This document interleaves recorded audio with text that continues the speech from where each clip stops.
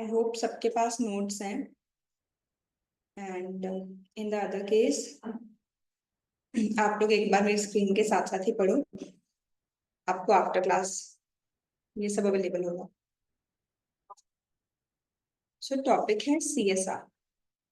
CSR topic के बारे में सारे रूल्स बताए गए सेक्शन नंबर 135 में।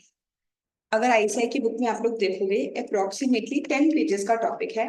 आई हैव ट्राइड के सारे इंपॉर्टेंट पॉइंट्स 2 पेजेस में कंपाइल करके हम इसे समझें। तो सबसे पहला पार्ट है कि सीएसआर अप्लाई किस किस कंपनी के ऊपर होगा। कौन सी ऐसी कंपनीज होंगी जिनके ऊपर सेक्शन नंबर 135 के रूल्स को फॉलो करना कंपल्सरी होगा। तो एक्ट में लिखा गया कि एनी कंपनी मतलब चाहे वो प्राइवेट कंपनी है चाहे पब्लिक कंपनी है, एनी कंपनी जिसका net profit more than equal to 5 crore है, या फिर net worth more than equal to 500 crore है, या फिर turnover more than equal to 1000 crore है in immediately preceding financial year, उसके ऊपर सीएसआर के रूल्स अप्लाई हो जाएंगे। दिस कंपनी शेल, अब ये कंपनी क्या करेगी, ये स्पेंड करेगी 2% ऑफ एवरेज नेट प्रॉफिट, जो भी इसकी प्रॉफिट का एवरेज होगा उस अमाउंट को स्पेंड करेगी सीएसआर के ऊपर। तो यहाँ पे 3 वर्ड्स आए, average, net profit and CSR. इन तीनों वर्ड्स को समझते हैं। सबसे पहले एवरेज कितने टाइम के लिए है, हमें एवरेज लेनी है लास्ट 3 फाइनेंशियल ईयर्स की, पिछले 3 साल के प्रॉफिट्स का हम लोग एवरेज लेंगे। अगर मान लो कंपनी की एज लेस देन 3 इयर्स है, अभी कंपनी बने ही 2 साल हुए हैं बट कंपनी की नेटवर्थ 500 सीआर से ज्यादा है, तो उसके ऊपर सीएसआर के रूल्स अप्लाई हो रहे हैं। इस केस में हम एवरेज लेंगे 2 इयर्स की, सिमिलरली 1 ईयर की।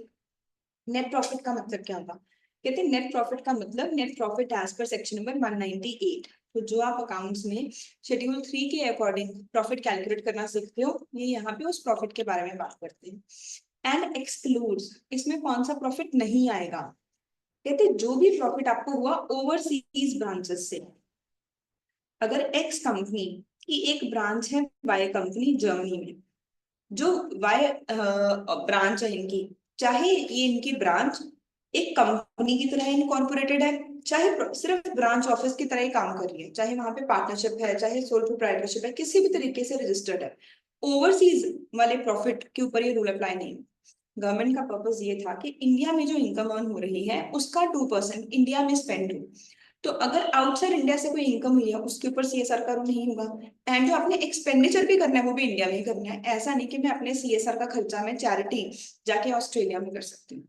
तो ये रूल दोनों तरफ से अप्लाई होगा। नेक्स्ट कहते अगर आपको किसी इंडियन कंपनी से डिविडेंड मिला है, मान लो हम चेक कर रहे हैं एक्स लिमिटेड के ऊपर, कैलकुलेशन कर रहे हैं कि सीएसआर के ऊपर इन्होंने कितना अमाउंट स्पेंड करना होगा, तो हम क्या करेंगे एक्स लिमिटेड का पीएनएल देखेंगे। अगर एक्स लिमिटेड के पीएनएल में कोई भी डिविडेंड इनकम आ रही है फ्रॉम इंडियन कंपनी, तो हम चेक करेंगे कि क्या उस इंडियन कंपनी के ऊपर सेक्शन 135 एप्लीकेबल है। अगर उसके ऊपर सेक्शन 135 एप्लीकेबल है तो हम उस प्रॉफिट को एक्सक्लूड कर देंगे, उस डिविडेंड की इनकम को एक्सक्लूड कर देंगे। जैसे इनकम टैक्स में डबल टैक्सेशन नहीं हो सकती, वैसे ही कंपनीज एक्ट में डबल सीएसआर नहीं हो सकता। अगर जिस कंपनी से मुझे डिविडेंड मिल रहा है उसने सीएसआर एक्सपेंडिचर कर दिया, तो उसके बाद जो डिस्ट्रीब्यूटेबल प्रॉफिट था उसमें से ही तो मुझे डिविडेंड मिला है, मैं उसके ऊपर दोबारा सीएसआर अप्लाई नहीं करूंगी। सीएसआर का मतलब क्या होता है, कॉर्पोरेट सोशल रिस्पॉन्सिबिलिटी। सीएसआर का मतलब होता है कि हमने एक शेड्यूल बनाया है, शेड्यूल 7। शेड्यूल 7 में जो भी एक्टिविटीज लिखी हुई हैं इनमें से आप कोई भी एक्टिविटी कर सकते हो। तो जो भी चीजें आप सोच सकते हो, वुमेन एम्पावरमेंट, क्लाइमेट के लिए, डिजास्टर मैनेजमेंट के लिए, सारी चीजें शेड्यूल 7 में मेंशन है। उसके बाद स्पेसिफिकली बोला गया कि हम लोगों ने सीएसआर को लिबरल तरीके से इंटरप्रेट करना है, ये वाइडर स्कोप है। प्रेफरेंस देनी है कि आप लोकल एरियाज में स्पेंड करो। लेट्स से किसी कंपनी ने के हेड ऑफिस है दिल्ली में, एंड दिल्ली में उस कंपनी के वो ऑटोमोबाइल मैन्युफैक्चरिंग करती है जिसकी वजह से दिल्ली में बहुत पॉल्यूशन होता है। तो अब अगर वो कंपनी के ऊपर सीएसआर के रूल्स अप्लाई होंगे तो उसकी प्रेफरेंस होगी कि हम ये जो स्पेंड कर रहे हैं, जो चैरिटी कर रहे हैं, दिल्ली के एरिया में ही करें, लोकल एरियाज में प्रेफरेंस देनी है। इंक्लूडिंग कहते सीएसआर में और कहाँ कहाँ पे खर्चा कर सकते हो, anything related to covid. Covid की वैक्सीन डेवलप करने के लिए अगर आपने कोई रिसर्च एंड डेवलपमेंट की, देन कोविड के टाइम पे अगर आपने हॉस्पिटल के स्टाफ को ट्रेनिंग प्रोवाइड की, आपने मास्क बनवाए, आपने वेंटिलेटर्स बनवाए, ऐसी कोई भी चीज जो कि कोविड से रिलेटेड है। या फिर कुछ टाइम पहले गवर्नमेंट का एक कैंपेन आया था, हर घर तिरंगा। ये दोनों चीजें इसमें लेटेस्ट इंक्लूड हुई है शेड्यूल 7 में, इसलिए हमने यहाँ पे मेंशन किया। तो सीएसआर का बहुत ही वाइड स्कोप है, हम सीएसआर वाला एक्सपेंडिचर किसी भी चीज पे कर सकते हैं, पर ये 6 एक्टिविटीज के ऊपर सीएसआर का एक्सपेंडिचर नहीं कर सकते। बीएफ स्पेल, ये वाली एक्टिविटीज के ऊपर आप सीएसआर का एक्सपेंडिचर नहीं कर। अब ये बीएफ स्पेल का मतलब क्या है? बी का मतलब है बिजनेस, कोई चीज जो कि आपके नॉर्मल कोर्स ऑफ बिजनेस का पार्ट है। मान लो मेरी कंपनी का काम ही रिसर्च एंड डेवलपमेंट करना है, मान लो मेरी कंपनी का काम ही क्लाइमेट की, फॉर एग्जांपल लेट्स से मेरी कंपनी एसीज बनाती है और हम सस्टेनेबल एसीज बनाते हैं जो कि एनर्जी एफिशिएंट है, तो मैं ये नहीं बोलूंगी कि हमारी कंपनी की एसीज की वजह से पॉल्यूशन कम हो रहा है, तो इसे ही सीएसआर मान। जो चीज आपका नॉर्मल कोर्स ऑफ बिजनेस है उसे आप सीएसआर नहीं मान सकते। पर फाइनेंशियल ईयर 2021 से लेके फाइनेंशियल ईयर 22-23 तक गवर्नमेंट बहुत ज्यादा प्रमोट करना चाहते हैं कि सीएस कोविड के ऊपर रिसर्च। तो अगर इस टाइम पे किसी ने रिसर्च एंड डेवलपमेंट की है, चाहे वो उसका कोर्स ऑफ बिजनेस का ही पार्ट है, फिर भी हम उसे सीएसआर मान लेंगे। Any activity undertaken outside India, अभी मैंने आप लोगों को ऊपर बताया, जो ओवरसीज ब्रांचेस का प्रॉफिट है वो एक्सक्लूड करना है, वो नेट प्रॉफिट में नहीं लेना है। वैसे ही जो एक्सपेंडिचर करना है वो भी कहाँ पर करना है, हमने इंडिया में। आउटसाइड इंडिया अगर आपने कोई भी एक्सपेंडिचर किया है हम उसे एक्सक्लूड करेंगे।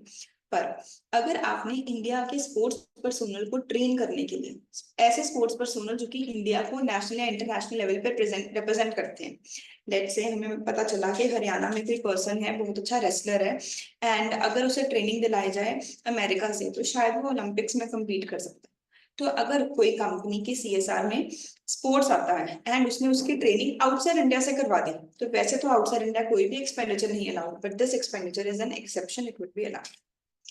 सो बी का मतलब है anything related to business, F का मतलब है फॉरेन, एस का मतलब है स्पॉन्सरशिप, अगर आपने कोई स्पॉन्सरशिप की जिसके बदले में कि अल्टीमेटली आपको ही मार्केटिंग बेनिफिट्स मिल रहे हैं। तो अगर एक कंपनी बोले कि मैं आईपीएल में स्पॉन्सरशिप करूंगी एंड उसके बदले जहां पर भी आईपीएल टेलीकास्ट होगा, आईपीएल मैचेस टेलीकास्ट होंगे, सब जगह पीछे उस कंपनी के बोर्ड लगे लगे होंगे, तो ये जो एक्सपेंडिचर है ये मार्केटिंग एक्सपेंडिचर है। वो ये नहीं बोल सकते कि ये सीएसआर एक्सपेंडिचर है, हमने स्पोर्ट्स प्रमोट करने के लिए काम किया है। पी का मतलब पॉलिटिकल पार्टी, डायरेक्टली इनडायरेक्टली अगर आप कुछ भी पॉलिटिकल पार्टी को दे रहे हो। ई का मतलब है इम्प्लॉइज, ऐसा कोई एक्सपेंडिचर जो कि मैंने अपने इम्प्लॉइज के बेनिफिट के लिए किया। अगर मैं बोलूं कि मैंने अपने एम्प्लॉइज के बेनिफिट के लिए ट्रेनिंग कंडक्ट की, तो फॉर एग्जाम्पल मैं बोलूं कि आरएमएस में हमने फायर एक्सटिंग्विशर को कैसे यूज करना है, इस चीज के लिए ट्रेनिंग कंडक्ट की। नाउ आई कैन नॉट से कि ये डिजास्टर मैनेजमेंट के अंडर कवर हो जाएगा, ये सीएसआर है। जो मैंने अपने एम्प्लॉइज के बेनिफिट के लिए ट्रेनिंग कंडक्ट की, ये मेरी लीगल ड्यूटी बनती थी कि मैंने अपने स्टाफ की सेफ्टी के लिए किया है, it is for the benefit of employees. Similarly अगर मैंने कोई भी काम किया fulfilment of other statutory obligations, मैंने किसी और लॉ को पूरा करने के लिए कोई भी रूल पूरा कोई भी चैरिटी की, फॉर एग्जाम्पल काफी कंपनीज के ऊपर एप्लीकेबिलिटी है कि वो अपने एम्प्लॉयज का पीएफ डिडक्ट करेंगी, उनका ईएसआई करवाएंगी, तो कंपनी ये नहीं बोल सकती कि ये तो सीएसआर है। अगर कोई काम आप किसी और लॉ को कंप्लाई करने के लिए कर रहे हो तो उसका सेम तरीके से बेनिफिट आप सेक्शन 135 में नहीं ले सकते। एक बार हम रिपीट करते हैं आगे चलने से पहले, हम लोग पढ़ रहे हैं section number 135, very very important topic. इसके बाद हम लोग लेटेस्ट क्वेश्चन पेपर और आरटीपी के क्वेश्चंस भी प्रैक्टिस करेंगे, सिर्फ और सिर्फ सीएसआर टॉपिक्स के। तो सेक्शन नंबर 135 में सीएसआर के बड़े सारे रूल्स बताए गए। पहले हम सबसे पहले समझ रहे हैं इसकी एप्लीकेबिलिटी कैसे होगी। तो पहला पॉइंट मेरे पास आया कि कोई भी कंपनी जिसका नेट प्रॉफिट 5 CR से ज्यादा है, नेट वर्थ 500 करोड़ से ज्यादा है, या टर्नओवर 1000 करोड़ से ज्यादा है, it shall spend at least 2% of average net profit on CSR. Average का मतलब क्या है, पिछले 3 साल की एवरेज लेनी है, बट अगर कंपनी बने हुए 3 साल से कम हुए हैं तो 2 साल या 1 साल की एवरेज लेनी है। नेट प्रॉफिट का मतलब क्या है, net profit as per section 198, but वो एक्सक्लूड करेगा ओवरसीज ब्रांचेस का प्रॉफिट एंड ऐसी डिविडेंड की इनकम फ्रॉम इंडियन कंपनीज जिनके ऊपर सेक्शन 135 एप्लीकेबल है। सीएसआर का मतलब क्या है, सीएसआर का मतलब ऐसी कोई भी एक्टिविटी करना जो कि शेड्यूल 7 में मेंशन्ड है। इस शेड्यूल को लिबरली इंटरप्रेट करना है, प्रेफरेंस देनी है लोकल एरियाज को। कोविड और हर घर तिरंगा कैंपेन का जो एक्सपेंडिचर है वो भी शेड्यूल 7 में कवर है। बट आप क्या एक्सपेंडिचर नहीं कर सकते, BF spell, business, foreign, sponsorship, political party, employees and loss, किसी और लॉ को कंप्लाई करने के लिए। उसके बाद कहते हैं if limits are not met for 3 consecutive financial years section 135 is not applicable. कहते हैं अगर 3 साल कंटिन्यूअसली कोई भी लिमिट पूरी नहीं हुई, फॉर एग्जाम्पल मान लो एक कंपनी का फर्स्ट ईयर में नेट प्रॉफिट हो गया 7 करोड़, बट सेकेंड ईयर उसका प्रॉफिट है 4 करोड़, थर्ड ईयर उसका प्रॉफिट है 2 करोड़, नेक्स्ट ईयर उसका प्रॉफिट है 5 करोड़। तो अब हमें पूछा जाए कि किस किस ईयर में कंपनी ने सीएसआर करना है, तो ये कंपनी का फर्स्ट ईयर का प्रॉफिट था। अब सेकेंड ईयर हम पहली बार चेक करेंगे कि कंपनी के ऊपर सीएसआर के रूल लगते हैं नहीं। तो सीएसआर के रूल्स क्या कहे सेक्शन 135 में कि प्रीसीडिंग फाइनेंशियल ईयर का प्रॉफिट देखना है। प्रीसीडिंग फाइनेंशियल ईयर का प्रॉफिट क्या है 7 CR, 5 करोड़ से ज्यादा है, तो सेकेंड ईयर में कंपनी को सीएसआर के ऊपर 2% स्पेंड करना पड़ेगा। थर्ड ईयर में आए हम लोग, तो थर्ड ईयर में हमने फिर से प्रॉफिट कौन सा देखना है प्रीसीडिंग फाइनेंशियल ईयर का। प्रीसीडिंग फाइनेंशियल ईयर का प्रॉफिट क्या है 4 CR, ये 5 CR से कम है, तो टेक्निकली कंपनी को सीएसआर नहीं करना। बट अगर एक बार आपके ऊपर ये रूल अप्लाई हो गए तो आपको 3 कंसेक्यूटिव फाइनेंशियल ईयर्स के लिए मिनिमम सीएसआर के रूल को कंप्लाई करना है। अगर 3 साल कंटिन्यूअसली इस कंपनी के ऊपर इस कंपनी कोई भी लिमिट को क्रॉस ना करे तो हम बोलेंगे कि अब सीएसआर एप्लीकेबल नहीं है। तो सब लोग मुझे चैट बॉक्स में आंसर करो कि 5th ईयर में कंपनी के ऊपर सीएसआर के रूल्स एप्लीकेबल होंगे या नहीं।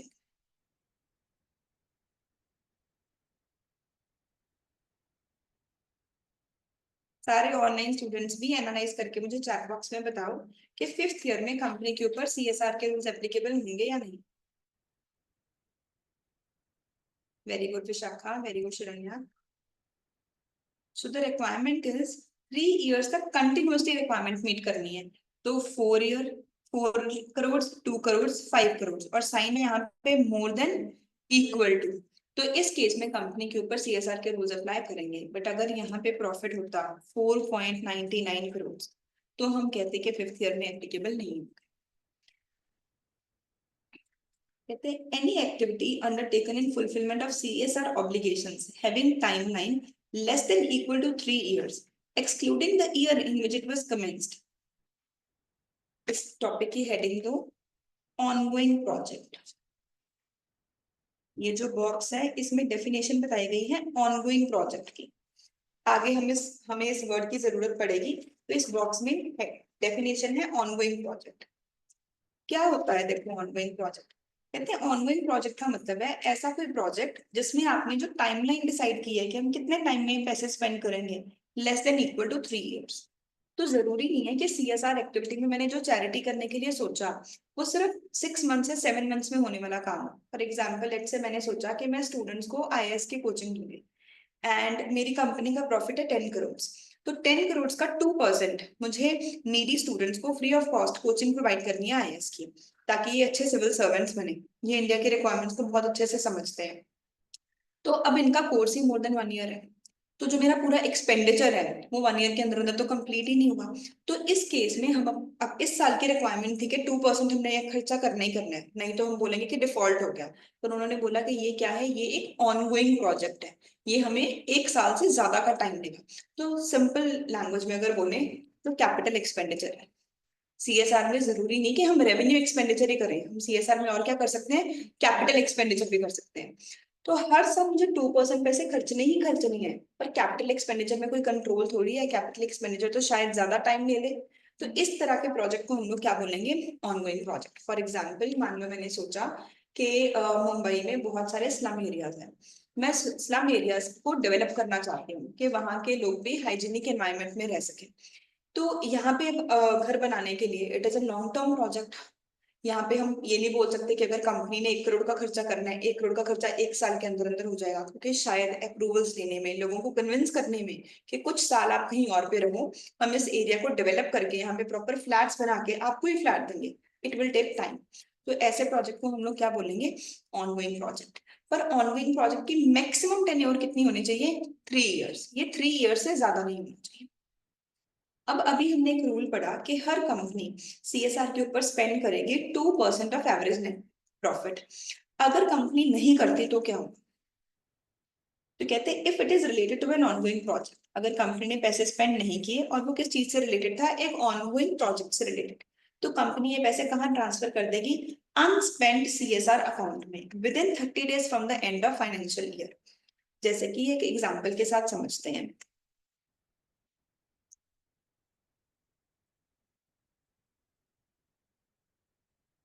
लेट्स से एक कंपनी का प्रॉफिट है 10 CR। हम दो केसेस बना रहे हैं। केस वन, कंपनी ने प्लान किया कि मैं ये पैसे एक ऑनगोइंग प्रोजेक्ट के ऊपर स्पेंड करूंगी, मैं इससे स्लम एरिया की डेवलपमेंट करूंगी।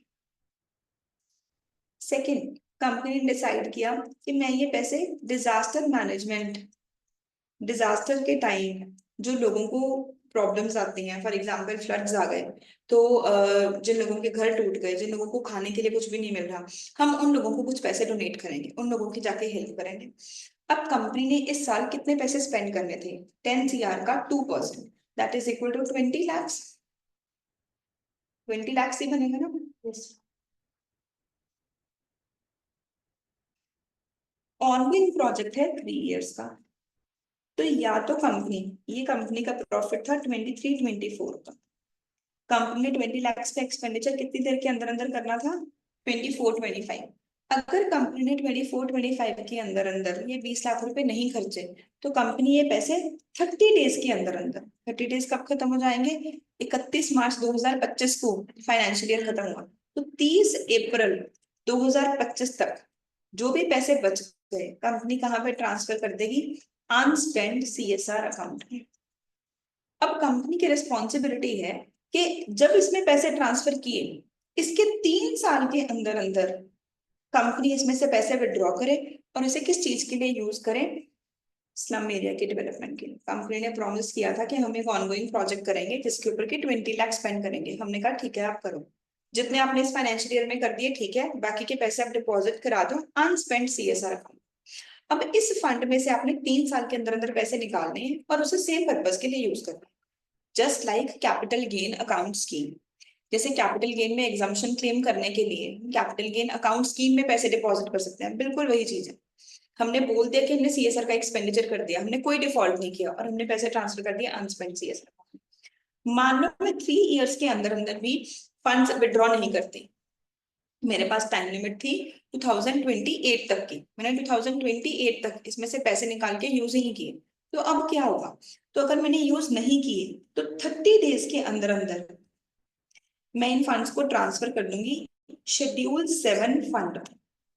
तो जैसे अगर हमने किसी शेयर होल्डर को डिविडेंड लेना था पर वो डिविडेंड नहीं दिया, डिपॉजिट्स की मेच्योरिटी थी पर हमने नहीं दिए, तो जो डिपॉजिट्स मेच्योर हो गए पर क्लेम नहीं किए गए, अनक्लेम्ड डिविडेंड है, ये कहाँ पे चला जाता है? 7 years के बाद आईईपीएफ में, investor education and protection fund में। वैसे ही गवर्नमेंट एक फंड इनकॉर्पोरेट करेगी अंडर शेड्यूल 7। अगर कोई भी कंपनी की रिस्पॉन्सिबिलिटी बनती थी सीएसआर के ऊपर एक्सपेंडिचर करना बट उसने नहीं किया, that will be transferred here.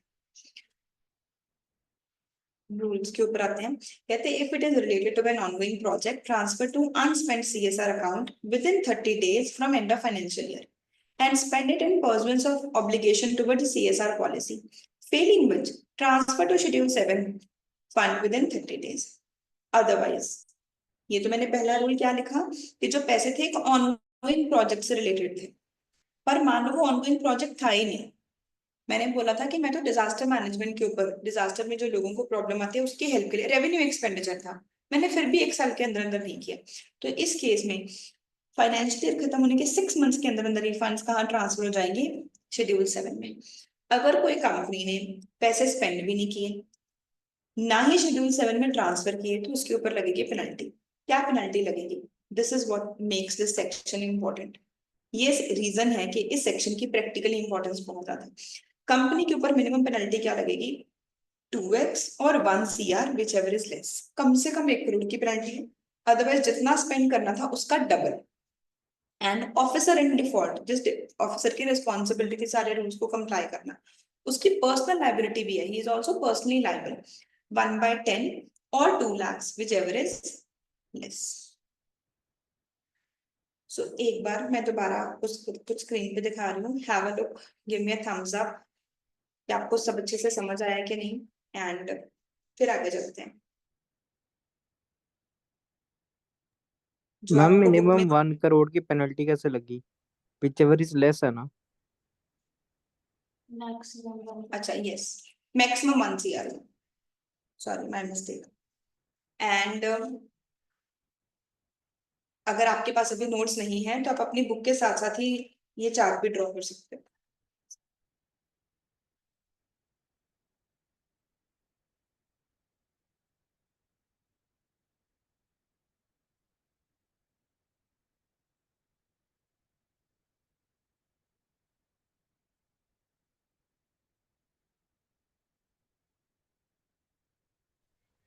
Excuse me ma'am.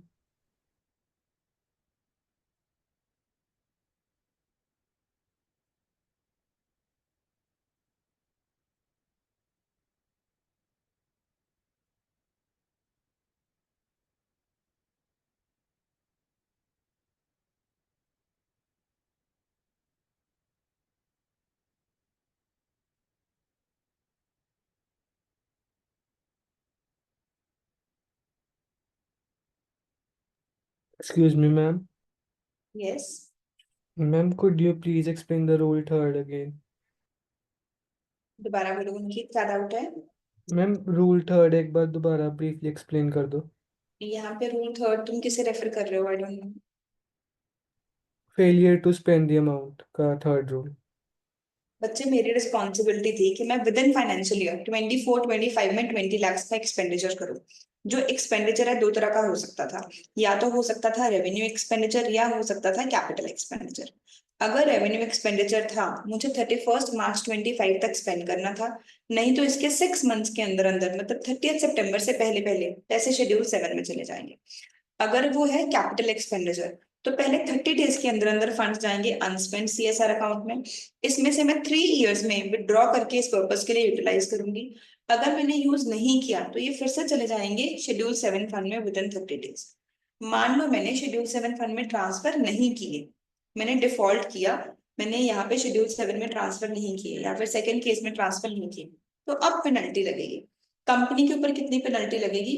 जो भी अमाउंट उसने स्पेंड करनी थी, फॉर एग्जाम्पल जो अभी हम एग्जाम्पल ले रहे थे 20 lakhs का डबल, 40 lakhs और 1 CR whichever is less, and officer in default की पर्सनल लाइबिलिटी होगी 1/10 और 2 lakhs whichever is less. I hope it make sense now. Next, set of. तो जैसे इनकम टैक्स में होता है बिल्कुल सेम वही चीज है। कहते हैं मान लो किसी कंपनी ने रिक्वायरमेंट से, रूल से ज्यादा अमाउंट स्पेंड कर दी। तो रूल तो ये था कि इस कंपनी ने 20 lakhs का एक्सपेंडिचर करना है, बट लेट से इस कंपनी ने 24-25 में 28 lakhs का एक्सपेंडिचर कर दी। तो रिक्वायरमेंट से 8 lakhs ज्यादा स्पेंड कर दी। तो क्या ये जो 8 lakhs उन्होंने ज्यादा स्पेंड किया है, ये इसका बेनिफिट फ्यूचर ईयर्स में ले सकते हैं? Answer is yes. कहते हैं excess amount spend may be set of against future CSR obligation. जो आपने एक्सेस एक्सपेंडिचर किया है, आप फ्यूचर की ऑब्लिगेशन के साथ एडजस्ट कर सकते हो। इसे हम कितने टाइम तक के लिए कैरी फॉरवर्ड कर सकते हैं? Immediate succeeding 3 financial years. पर उस टाइम आपने दो बातों का ध्यान रखना। पहला पॉइंट, अगर आपको CSR एक्टिविटी की वजह से कोई सरप्लस आया है, उस चीज को सेट ऑफ में इंक्लूड नहीं कर सकते। अब ये सरप्लस वर्ड का मतलब क्या है? इसे रिलेट करो NPO चैप्टर के साथ। जो चैरिटेबल ऑर्गेनाइजेशन है, जरूरी थोड़ी है कि हमेशा उसमें डेफिसिट ही होगा या नो प्रॉफिट नो लॉस ही होगा। ऐसा भी तो पॉसिबल है कि कई बार चैरिटेबल ऑर्गेनाइजेशन के पास सरप्लस फंड्स हो, कि उनके पास डोनेशन ज्यादा रिसीव हुई थी एंड एक्सपेंडिचर कम हुआ। तो जो, या फिर उन्होंने जो बिजनेस किया उससे उनको कोई सरप्लस जनरेट हुआ, कोई प्रॉफिट अर्न हुआ। कहते हैं ये जो प्रॉफिट है, इसे आप दोबारा से कहाँ पे ट्रांसफर कर दोगे? CSR फंड में ही ट्रांसफर कर दो। इसे आप ये नहीं मान सकते कि हमारी ड्यूटी पूरी हो गई। एंड जब भी आप इसमें से पैसे विड्रॉ करोगे, सेट ऑफ के रूल्स अप्लाई करोगे, बोर्ड ऑफ डायरेक्टर्स इस चीज के लिए एक रेजोल्यूशन पास करेंगे कि हमने इस चीज का अप्रूवल दिया। नेक्स्ट पॉइंट है CSR कमिटी। अब कोई भी कंपनी जिसका नेट प्रॉफिट 5 CR से ज्यादा है, या नेटवर्थ 500 करोड़ से ज्यादा है, या सेल 1000 करोड़ से ज्यादा है, ऑब्वियसली उनका मेन काम अपना बिजनेस करना है। तो ये सारी रिस्पॉन्सिबिलिटीज कौन लेगा? कौन सा पर्सन है जो कि ये सारे काम मैनेज करेगा? तो उन्होंने बोला कि कंपनी एक CSR कमिटी बनाएगी। CSR कमिटी बनाना सबके लिए कंपलसरी नहीं है, चाहे तो board of directors he manage कर सकते हैं। पर अगर किसी कंपनी का टोटल स्पेंड 50 लाख से ज्यादा है, उस केस में कंपलसरी है कि सीएसआर कमेटी बनानी ही पड़ेगी।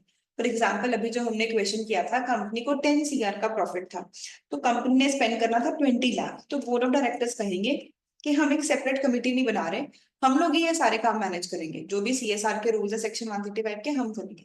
पर मान लो कंपनी का प्रॉफिट होता 60 करोड़, तो इस केस में कंपनी को कितना अमाउंट स्पेंड करना पड़ता, 60 करोड़ का 2%, विच इज 1 करोड़ 20 लाख। इस केस में कंपनी क्या करती है, सीएसआर कमेटी बनाती है। ये सीएसआर कमेटी की कंपोजिशन क्या होगी, सीएसआर कमेटी में कौन होगा, कम से कम कंपनी के 2 डायरेक्टर्स होंगे, और अगर कंपनी के ऊपर इंडिपेंडेंट डायरेक्टर का रूल अप्लाई होता है तो एक इंडिपेंडेंट डायरेक्टर भी होगा। ये सीएसआर कमेटी क्या करेगी, सीएसआर कमेटी हमें सीएसआर की पॉलिसी बना के देगी, हमें अमाउंट रिकमेंड करेगी कि कितना अमाउंट आपने स्पेंड करना है सीएसआर एक्टिविटीज के ऊपर, और सारे काम को मॉनिटर करेगी कि जो एज पर प्लान चीजें चल रही है या नहीं चल रही। सीएसआर कमेटी हमें एक एनुअल एक्शन प्लान भी बना के देगी। ये जो सीएसआर पॉलिसी है, सीएसआर पॉलिसी में क्या आएगा, एक annual action plan. Annual action plan में वो हमें प्रोजेक्ट बताएगी, जैसे कि मान लो सीएसआर पॉलिसी में तो उन्होंने डिसाइड कर लिया कि हमारी कंपनी की वजह से बहुत पॉल्यूशन होता है, तो हम पॉल्यूशन कम करने के लिए काम करेंगे।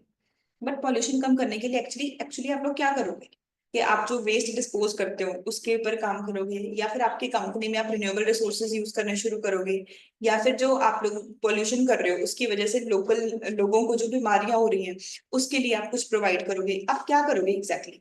तो उन्होंने बोला कि सीएसआर पॉलिसी से सिर्फ काम नहीं चलेगा, सीएसआर पॉलिसी के अंदर क्या बताना पड़ेगा, एक्शन प्लान, कि एक्चुअली आप क्या पॉजिटिव एक्शंस लोगे उस गोल को अचीव करने के लिए।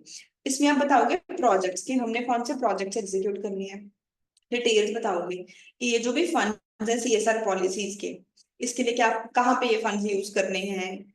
Then monitor and reporting mechanism, कैसे हम चेक करेंगे कि हाँ भी सब कुछ ठीक तरीके से हो रहा है। नीड असेसमेंट, कि जो चीज हमने प्लान किया है क्या सच में सोसाइटी को उसकी जरूरत है।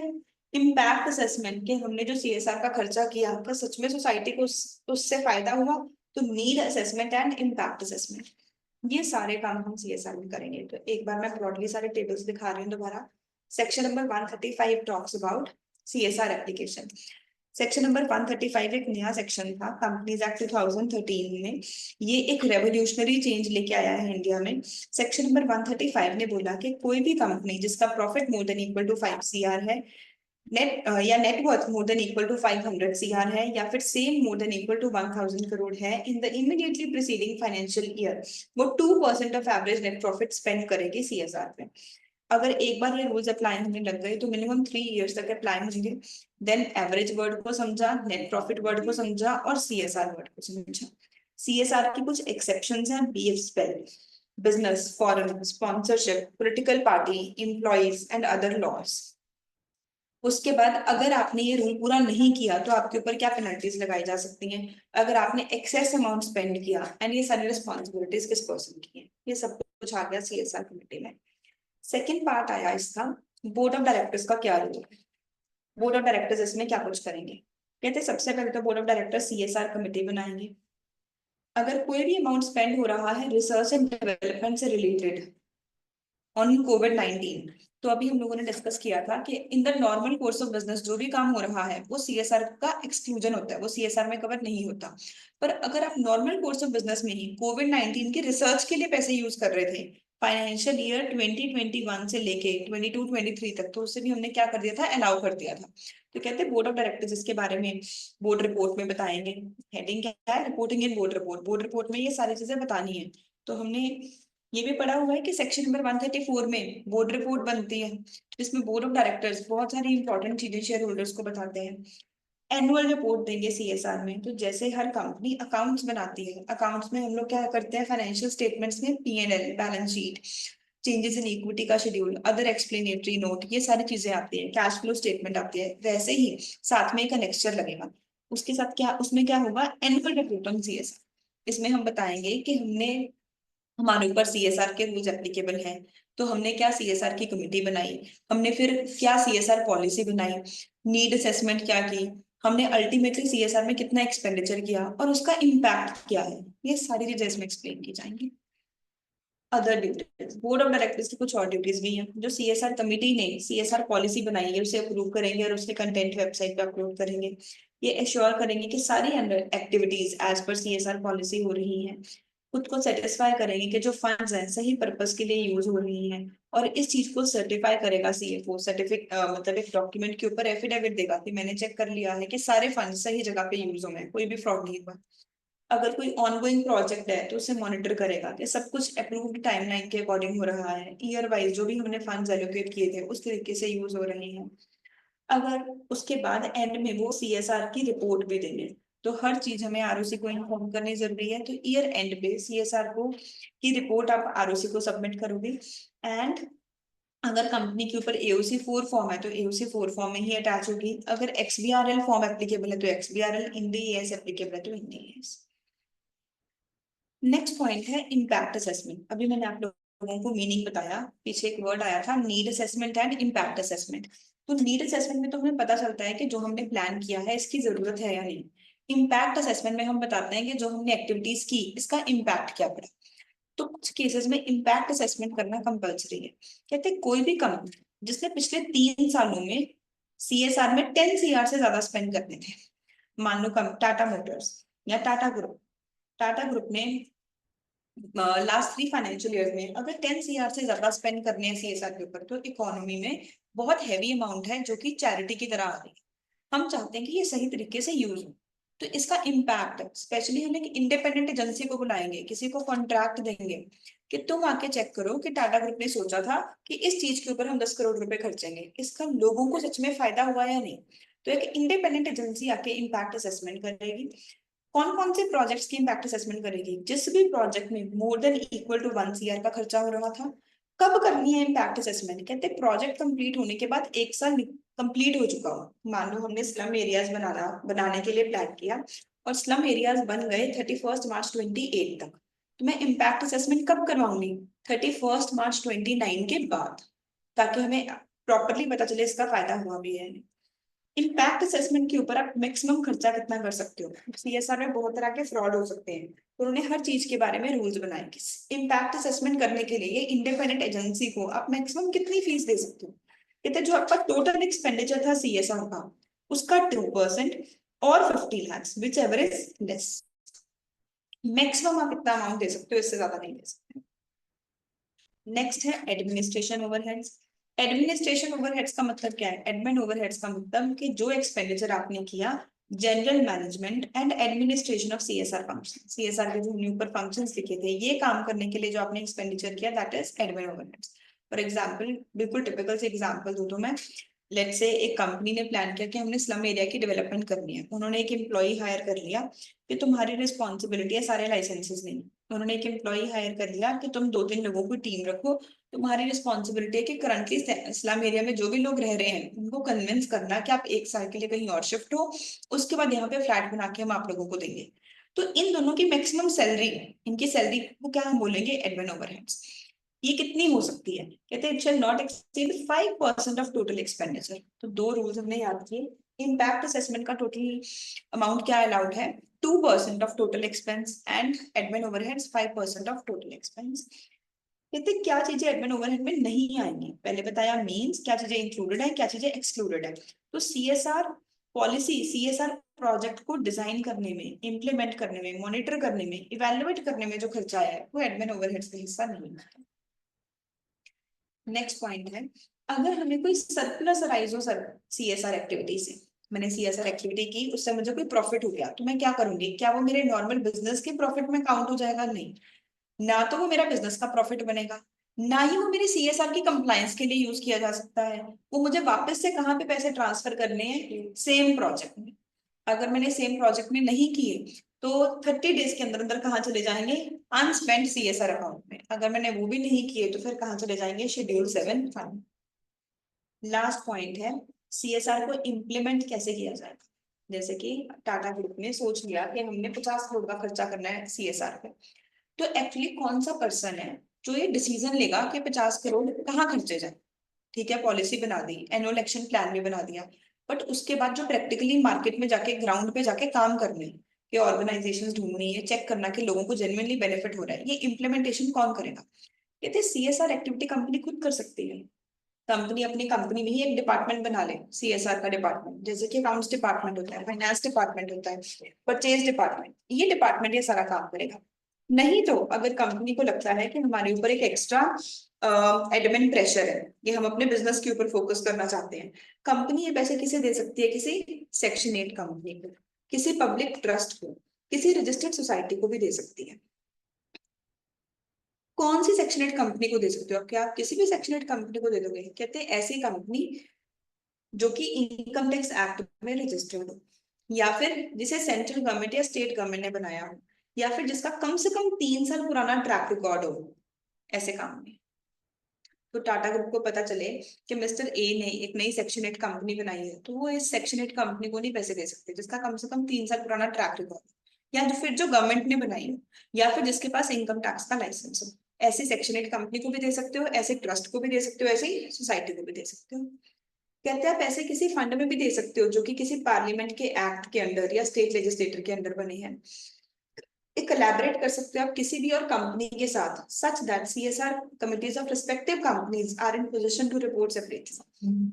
इसे कहते हैं जरूरी नहीं है,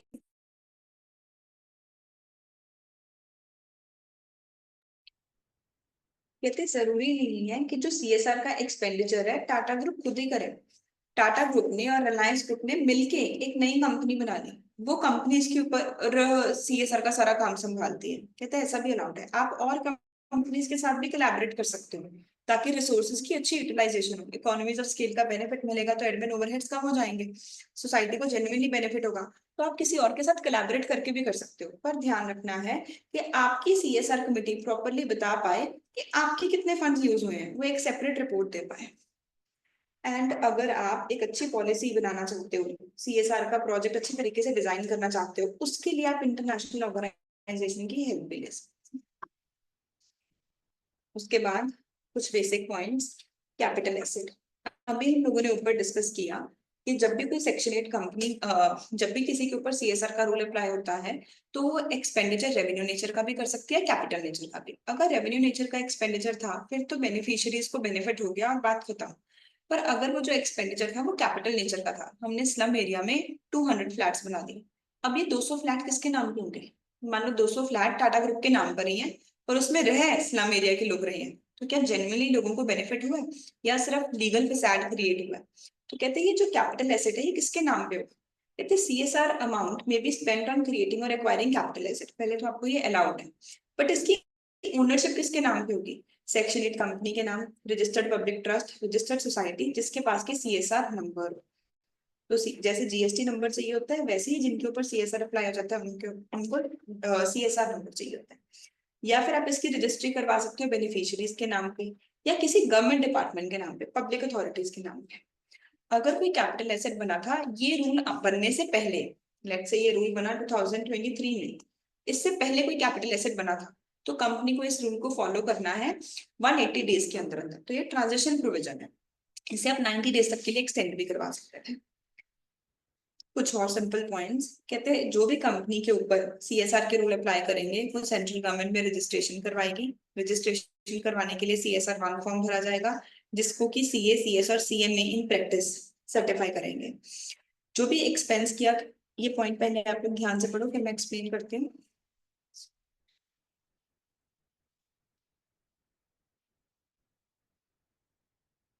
Kindly read both these 2 points.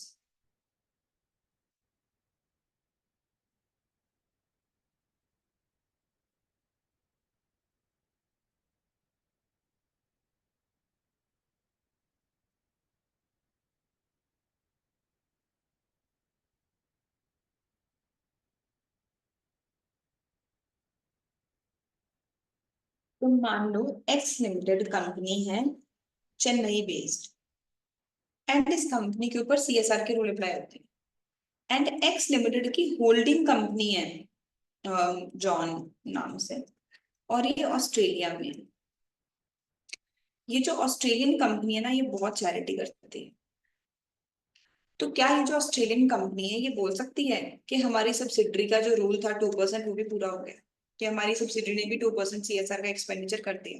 कहते हैं expenditure incurred by foreign holding company, अगर जॉन कंपनी ने कोई भी एक्सपेंडिचर किया for CSR activity in India will qualify as a spend of Indian subsidiary. हम मान लेंगे कि एक्सपेंडेड नहीं है, एक्सपेंडिचर की है, बट एक कंडीशन क्या है, it must be rooted through Indian subsidiary. वो पैसे पहले इंडियन सब्सिडरी के पास आए हों और फिर वहां से उन्होंने सीएसआर एक्टिविटी के ऊपर स्पेंड की, ताकि ऐसा ना हो कि मान लो ऑस्ट्रेलिया में भी सीएसआर का रूल है, सीएसआर का एक्सपेंडिचर एक बार किया गया और उसका बेनिफिट दो लोग ले रहे हैं। लास्ट कहते क्या जो एनुअल एक्शन प्लान है, अभी हमने ऊपर पढ़ा था कि सीएसआर कमेटी एक एनुअल एक्शन प्लान बना के देती है, क्या बोर्ड ऑफ डायरेक्टर जैसे चेंज कर सकते हैं? कहते हैं बोर्ड ऑफ डायरेक्टर जैसे थ्रू आउट द ईयर कभी भी चेंज कर सकते हैं, बस इसके लिए रीजनेबल जस्टिफिकेशन देनी है कि क्यों हम इसे चेंज कर रहे हैं। Take 2 minutes, read all the boxes. मैं इसके प्रीवियस ईयर के क्वेश्चंस अभी ओपन कर रही हूँ, वो हम प्रैक्टिस करते हैं। ठीक है, सारे ऑनलाइन स्टूडेंट्स एक बार हैंड रेस करेंगे whenever you are done. Also आप अपनी जो आरएमएस की बुक है उसमें से भी एक बार चेक कर लो, सारे पॉइंट्स हमने कवर कर लिए।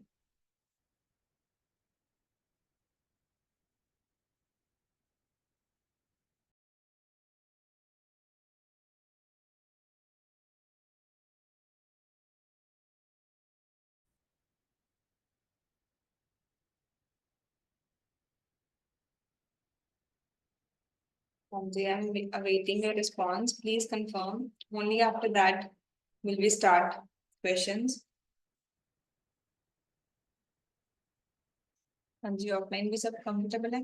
चलो देखो फिर अभी पहला क्वेश्चन आया हमारे पास May 18 आरटीपी से। कहते तिरुपति लिमिटेड एक लिस्टेड कंपनी है, तो हमें फर्क ही नहीं पड़ता, सीएसआर के लिए लिमिट्स देखनी है, टाइप ऑफ कंपनी तो मैटर ही नहीं करती। इसे ये प्रॉफिट हुआ है, following profits reflect eligible profits under the relevant section of companies act. हमें 5 सालों के अलग अलग प्रॉफिट बताया। पहला क्वेश्चन पूछा गया, कैलकुलेट करो amount that company has to spend for financial year 17-18। तो ये हमें करोड़ में प्रॉफिट बताया गया। तो in all years profit is more then 5 CR, 5 CR, तो कंपनी के ऊपर एप्लीकेबिलिटी है।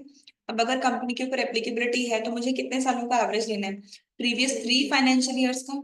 तो 30 + 70 + 50, 150 डिवाइड बाई 3, 50 CR का 2%, मतलब कि कंपनी को कितना अमाउंट 1 CR स्पेंड करना पड़ेगा सीएसआर पे। तो हम सीएसआर के सारे रूल्स मेंशन करेंगे और हमारे फर्स्ट पार्ट का आंसर क्या हो जाएगा, 1 CR।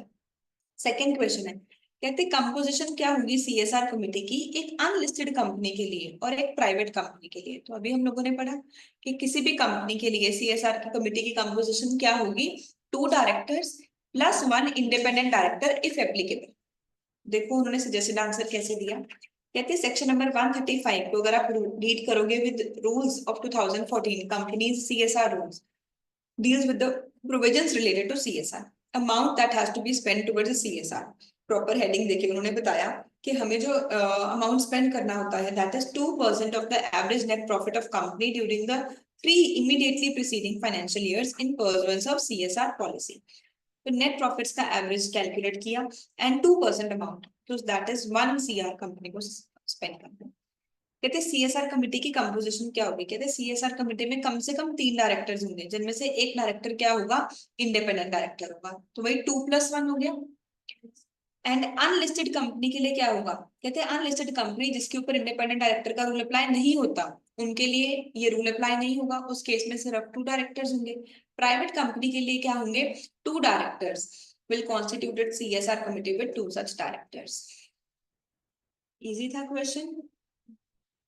अब देखो सेकेंड क्वेश्चन, हम लोग पहले सिर्फ कॉन्सेप्ट को चेक कर रहे हैं, अभी आंसर राइटिंग प्रैक्टिस नहीं कर रहे हैं। तो क्वेश्चन नंबर 11 में सारे ऑनलाइन स्टूडेंट्स प्लीज मुझे आंसर करेंगे चैट बॉक्स में।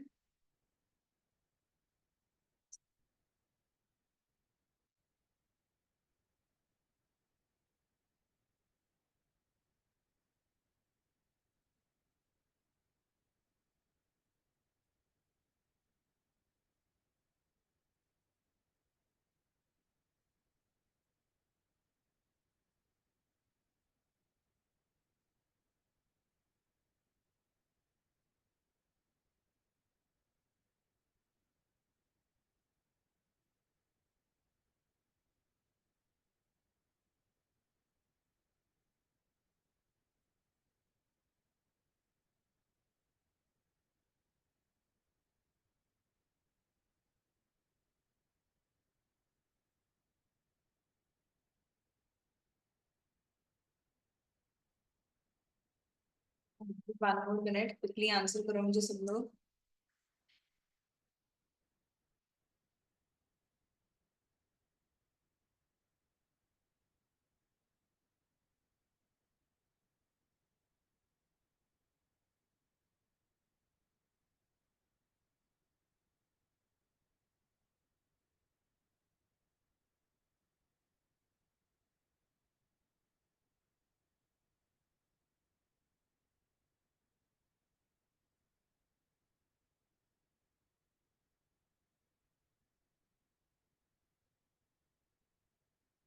तो हमें क्वेश्चन पूछा गया कि रेरा कंपनी को सीएसआर कमिटी बनाने की जरूरत है या नहीं। तो पहले तो मुझे ये चेक करना है कि कंपनी के ऊपर सीएसआर ही एप्लीकेबल है या नहीं। सीएसआर अगर एप्लीकेबल होगा तो सेकंड स्टेप क्या होगा, अगर जो एक्सपेंडिचर है वो 50 लाख से ज्यादा है तो सीएसआर कमेटी बनानी पड़ेगी। तो सबसे पहले रूल तो सब लोग अच्छे से एक्सप्लेन करेंगे। हमें सेक्शन 135 की तीनों लिमिट्स बतानी है और उसके बाद बताना है कि सीएसआर कमेटी कंपलसरी है if the amount to be spent is more than 50 lakh. अब रूल अप्लाई करते हैं। टर्नओवर जो है 1000 CR से कम है, नेट प्रॉफिट जो है 5 CR से कम है। तो लास्ट पॉइंट क्या बचा मेरे पास, नेटवर्थ। अगर नेटवर्थ 500 करोड़ से ज्यादा होती तो कंपनी के ऊपर सीएसआर के रूल्स अप्लाई होते। जो नेटवर्थ है, अगर मैं 300 करोड़ में से ये 50 करोड़ माइनस कर दो 250 करोड़ हुई, प्रॉफिट को ऐड कर दो 3 CR तो 253 CR। तो जो नेटवर्थ है वो भी 500 CR से कम है, इसलिए कंपनी के ऊपर सेक्शन 135 एप्लीकेबल नहीं है। This company is not required to form CSR committee. तो सेक्शन नंबर 135, एवरी कंपनी जिसकी नेटवर्थ 500 CR से ज्यादा हो, सेल 1000 करोड़ से ज्यादा हो, नेट प्रॉफिट 5 करोड़ से उससे ज्यादा हो, वो सीएसआर कमिटी बनाएंगी। नेटवर्थ का मतलब होगा जो भी paid up share capital plus reserves हैं minus all the losses. Section number 198 में जो हमने बिल्कुल स्टार्टिंग फर्स्ट चैप्टर में डेफिनेशन पढ़ी थी, सेम वही डेफिनेशन है। In the current case turnover की लिमिट का रूल पूरा नहीं हुआ एंड नेट प्रॉफिट का भी नहीं हुआ, नेटवर्थ का भी नहीं हुआ, नॉट ऑब्लिगेटरी, इसके लिए कंपल्सरी नहीं है। तो क्वेश्चन में हमने असम्पशन ली कि सिर्फ हम इस साल का प्रॉफिट देख रहे हैं। वैसे रूल क्या है कि अगर एक बार आपके ऊपर लिमिट अप्लाई हो गई तो 3 साल कंसेक्यूटिवली अगर आप लिमिट को क्रॉस नहीं करोगे फिर भी रूल्स अप्लाई होंगे। तो हम एज्यूम कर रहे हैं कि पहले कंपनी के ऊपर सीएसआर अप्लाई नहीं होता था।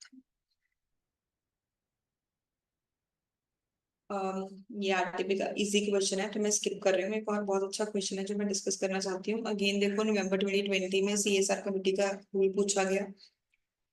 This is a very good question, very very good question. ये एग्जाम का फर्स्ट क्वेश्चन आया था, जब पेपर में ये क्वेश्चन आया था बिल्कुल फर्स्ट क्वेश्चन ये था, कंपल्सरी क्वेश्चन। तो मैं चाहती हूँ एक बार आप लोग खुद करो।